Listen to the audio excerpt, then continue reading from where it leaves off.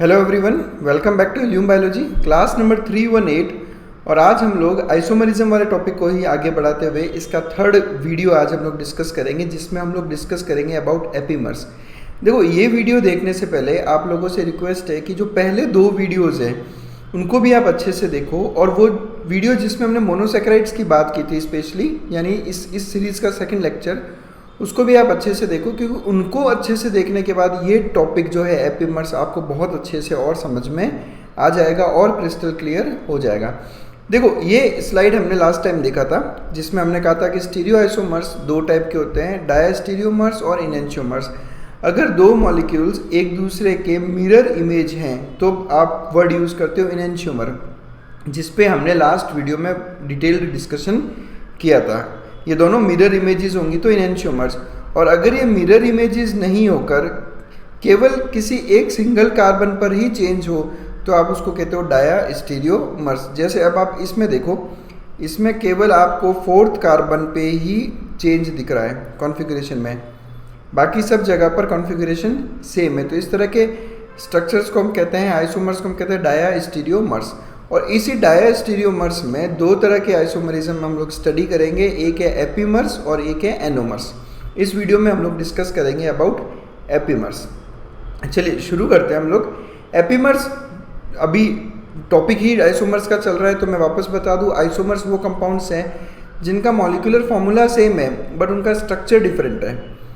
अब epimer stereo isomers हैं। Stereo isomers क्या होते हैं?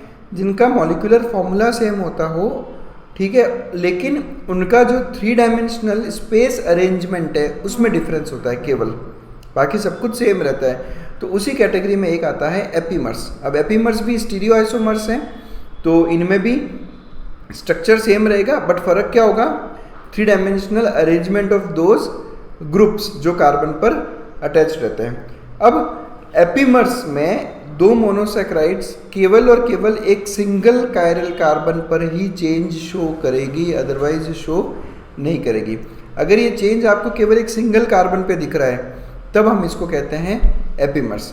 मिरर इमेजेस होगी तो इनेंशियोमर्स, और केवल एक सिंगल कार्बन पर ही कॉन्फ़िगरेशन चेंज है तो उसको आप कहोगे एपीमर्स। बट रिमेंबर, चाहे आप इनेंशियोमर्स की बात करो या एपीमर्स की बात करो, it has to be a chiral carbon या फिर asymmetric carbon. Without chirality stereo isomers जो है वो नहीं एग्जिस्ट कर सकते। यही पिक्चर मैंने आपको थोड़ी देर पहले दिखाई थी। यहाँ पे देखो हम लोग, ये जो 6 कार्बन है यहाँ पर, उसमें एक्टिव यानी कायरल कार्बन कौन कौन से हैं? Carbon number 2, carbon number 3, carbon number 4, carbon number 5, यही होते हैं कायरल कार्बन्स। देखो, कायरल कार्बन्स, असिमेट्री, कायरलिटी, इन सब पे मैं पिछले वीडियोस में डिस्कस कर चुका हूँ, इसलिए मैं आपसे कह रहा हूँ कि वो पिछले वीडियोस पहले देखें, तभी आपको ये वीडियो अच्छे से समझ में आ जाएगा। फिर भी मैं यहाँ एक बार बता दूँ, कायरल कार्बन उसको कहते हैं जिस कार्बन की चारों वैलेंसी पे अलग अलग ग्रुप्स अटैच्ड हो। अब यहाँ इस स्ट्रक्चर में 4 कायरल कार्बन है, और सेकेंड कायरल कार्बन देखो आप यहाँ पर, लेफ्ट साइड में H, लेफ्ट साइड में H, यानी सेम कॉन्फ़िगरेशन। तीसरे कार्बन की बात करूं तो लेफ्ट साइड में OH, लेफ्ट साइड में OH, सेम कॉन्फ़िगरेशन। चौथे कार्बन की बात करूं तो लेफ्ट साइड में H और राइट साइड में OH, यानी यहाँ पर फोर्थ कार्बन पर चेंज है, केवल और केवल फोर्थ कार्बन पे चेंज है।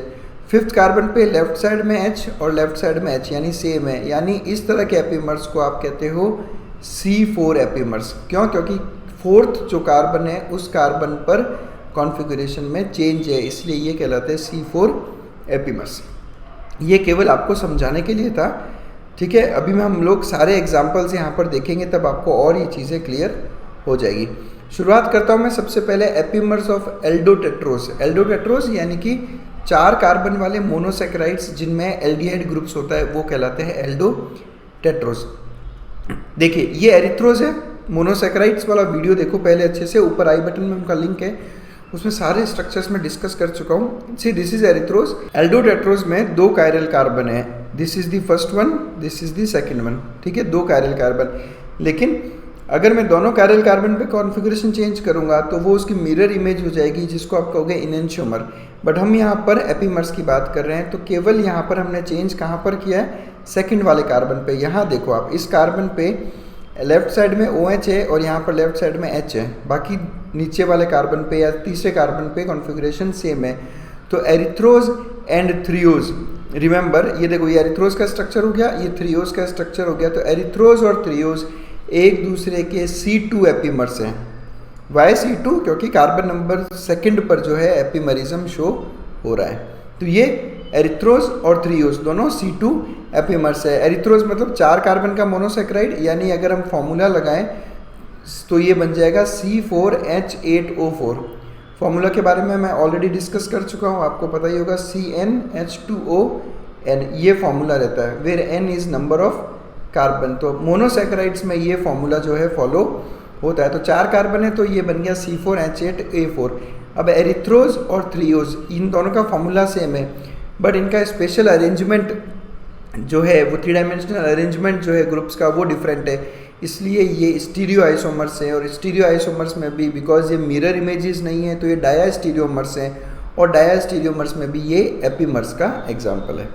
चलिए आगे बढ़ते हैं। एल्डोपेंटोस यानी 5 कार्बन वाली एल्डिहाइड शुगर्स, ठीक है, आप सबको पता है राइबोज सबसे परफेक्ट एग्जाम्पल है एल्डोपेंटोस शुगर का।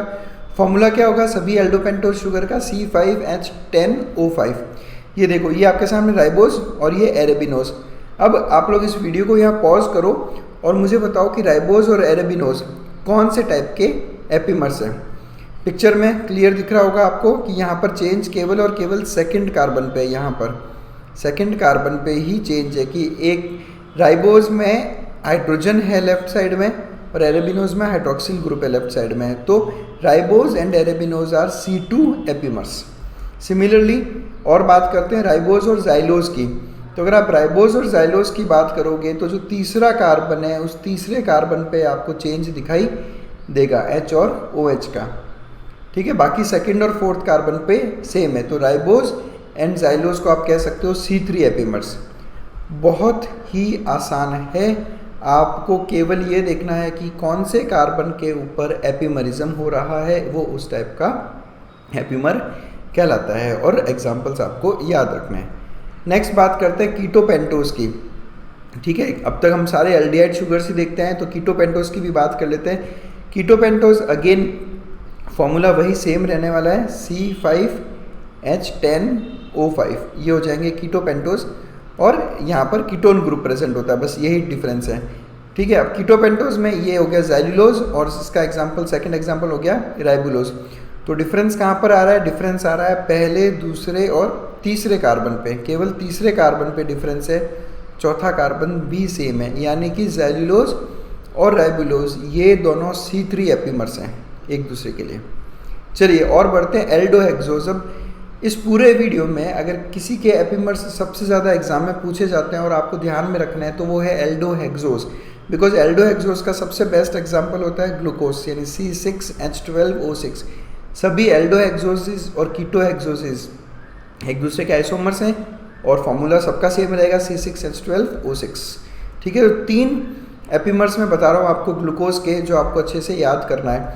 देखो सबसे पहले आप ये स्ट्रक्चर देखो, ये स्ट्रक्चर है ग्लूकोज का और मैनोज का ना। Why D glucose? तो अगर आपने मेरा पिछला वीडियो इनएंशियोमर्स वाला अच्छे से देखा है तो आपको पता चल जाएगा कि डी ग्लूकोज वो फॉर्म है, इनएंशियोमरिक फॉर्म है, जिसमें जो OH ग्रुप है वो OH ग्रुप राइट साइड में रहता है। और कौन से कार्बन? सबसे लास्ट वाले कायरल कार्बन की बात करेंगे। सबसे लास्ट कायरल कार्बन ये होता है ग्लूकोज में। तो OH किस तरफ है? राइट साइड, तो ये हो गया डी ग्लूकोज। ये अगर OH लेफ्ट साइड में होता तो इसको आप कहते हैं एल ग्लूकोज, ठीक है। यही होते हैं enantiomers, D glucose and L glucose are enantiomers of each other. ये डिस्कशन हम पिछले वीडियो में ऑलरेडी कर चुके हैं। तो डी ग्लूकोज का एक एपीमर होता है डी मैनोज, ठीक है। और इस पिक्चर से काफ़ी क्लियर है कि ये एपीमर हो रहा है सेकंड कार्बन पे।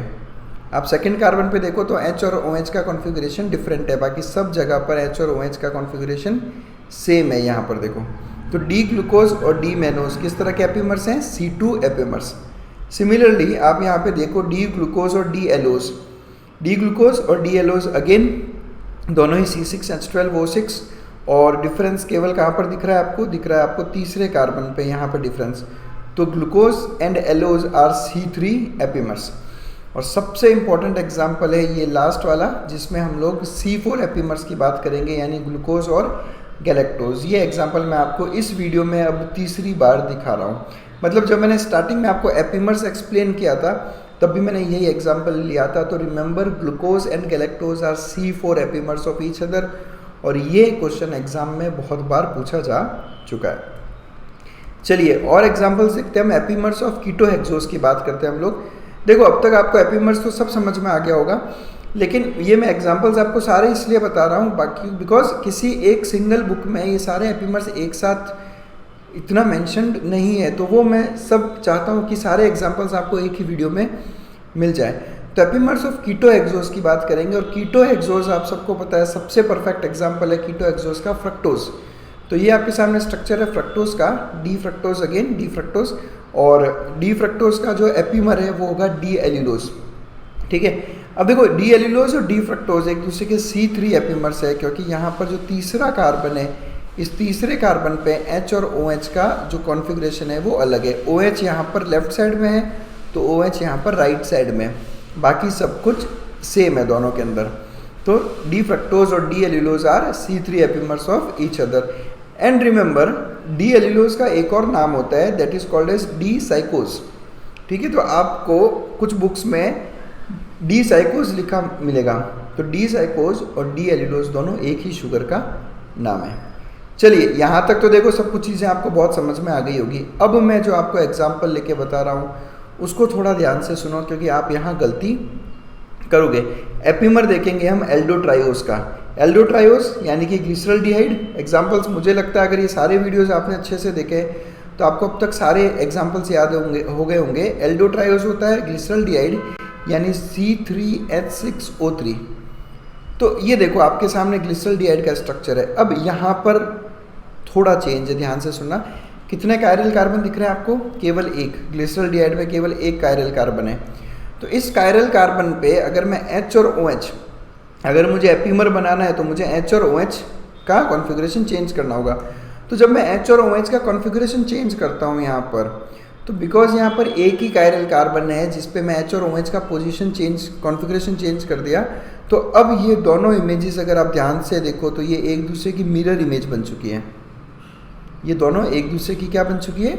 Mirror image. तो अब आप इसको एपीमर नहीं कहोगे, अब आप इसको कहोगे enantiomer. Getting my point? Enantiomer. क्यों? क्योंकि ये दोनों एक दूसरे की मिरर इमेज है। और ऑब्वियसली ऐसा होगा क्योंकि अब तक हमने जितने भी एग्जाम्पल्स देखे उसमें एक से ज़्यादा कायरल कार्बन थे, तो हम केवल एक ही कायरल कार्बन पे चेंज करते थे, दूसरा सेम रहता था, तो मिरर इमेज नहीं प्रोड्यूस होते थे। यहाँ पर एक ही कायरल कार्बन है जिस पे मैंने पोजीशन चेंज की है, तो वो ऑटोमेटिकली मिरर इमेज बन गया है। और बिकॉज ये दोनों एक दूसरे की मिरर इमेज है तो they are better called as enantiomers and not epimers. अब इनका नेमिंग मैंने पिछले वीडियो में भी आपको सिखाया था कि इनेंशियोमर की नेमिंग कैसे करते हैं। इनेंशियोमर की नेमिंग करने का सबसे आसान तरीका है LOL, यानी कि laugh out loud. Left side में कायरल कार्बन को देखो, अगर कायरल कार्बन के लेफ्ट साइड में OH ग्रुप प्रेजेंट है तो आप उसको कहोगे L फॉर्म ऑफ इनेंशियोमर। ठीक है, तो ये देखते हैं हम लोग यहाँ पर, ये देखो इस पिक्चर में OH लेफ्ट साइड में प्रेजेंट है ये कायरल कार्बन पे। ठीक है, तो इसको आप कहोगे L फॉर्म ऑफ ग्लिसरॉल्डिहाइड, और इसका ऑपोजिट हो जाएगा D फॉर्म ऑफ ग्लिसरॉल्डिहाइड। तो ये हो गया डी ग्लिसरॉल्डिहाइड क्योंकि इसमें OH राइट साइड में है, और ये हो गया L ग्लिसरॉल्डिहाइड क्योंकि OH लेफ्ट साइड में है। तो these are enantiomers and not epimers. कुछ इसी तरह से इसको भी बहुत ध्यान से सुनना है आपने, एपीमर्स ऑफ कीटोट्रायोज। और कीटोट्रायोज का एग्जांपल क्या होता है? Dihydroxy acetone. ये स्ट्रक्चर है डाईहाइड्रोक्सी एसीटोन का। अब पिछले वीडियो में भी मैंने इसके बारे में डिस्कशन किया था, यहाँ पे भी वापस बता रहा हूँ कि कीटोट्रायोज का मुझे एपीमर बताना है, तो मैं ढूंढने जाऊँगा सबसे पहले कायरल कार्बन। ये कायरल कार्बन नहीं है, ये कायरल कार्बन नहीं है, ये कायरल कार्बन नहीं है। कीटोट्रायोज में कायरल कार्बन नहीं होता तो इसके स्टीरियो आइसोमर्स नहीं बन सकते, ना तो इसके एपीमर्स हो सकते हैं ना ही इनेंशियोमर्स हो सकते हैं। तो कीटोट्रायोज में आपको ध्यान रखना है कि स्टीरियो आइसोमर्स नहीं होते। चलिए फिर सबसे लास्ट टॉपिक एपीमराइजेशन। तो नाम से समझ में आ रहा है एपीमराइजेशन वो प्रोसेस है जिसमें एक एपीमर दूसरे एपीमर में कन्वर्ट होता है। अब जैसे ये पिक्चर है आपके सामने ग्लूकोज और मैनोज का।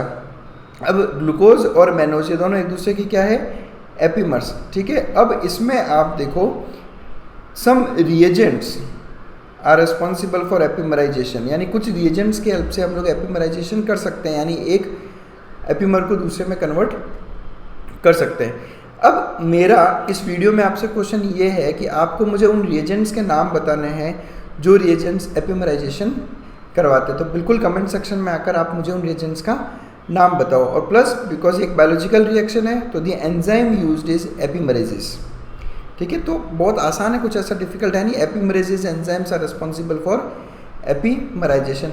अब आपको एक और क्वेश्चन मैं पूछता हूँ कि ये जो एंजाइम है एपीमरेज, ये एंजाइम कौन सी क्लास को बिलोंग करता है। आप सबको पता है कि एंजाइम्स की 6 क्लासेस होती है टोटल, तो आपको मुझे ये बताना है कि ये एपीमरेज कौन से क्लास ऑफ एंजाइम को बिलोंग करता है।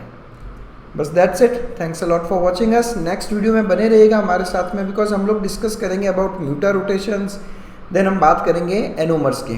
So thanks a lot for watching us, stay connected with us.